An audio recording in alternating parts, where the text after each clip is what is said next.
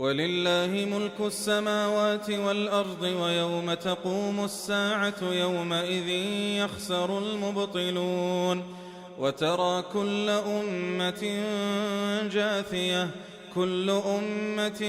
تدعى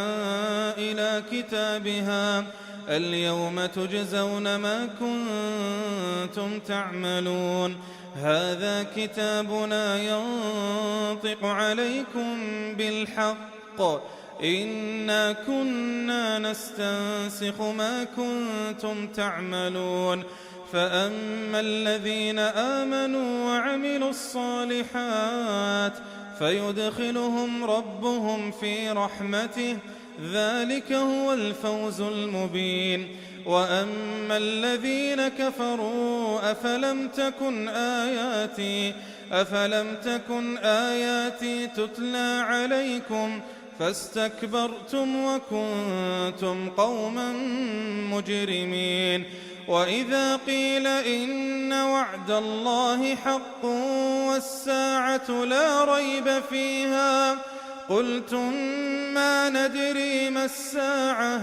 إن نظن إلا ظنا وما نحن بمستيقنين وبدا لهم سيئات ما عملوا وحاق بهم ما كانوا به يستهزئون وقيل اليوم ننساكم كما نسيتم لقاء يومكم هذا ومأواكم النار وما لكم من ناصرين ذلكم بأنكم اتخذتم آيات الله هزوا وغرتكم الحياة الدنيا فاليوم لا يخرجون منها ولا هم يستعتبون فلله الحمد رب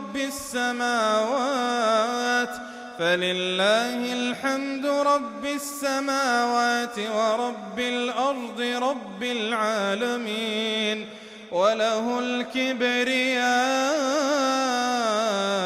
في السماوات والأرض وهو العزيز الحكيم.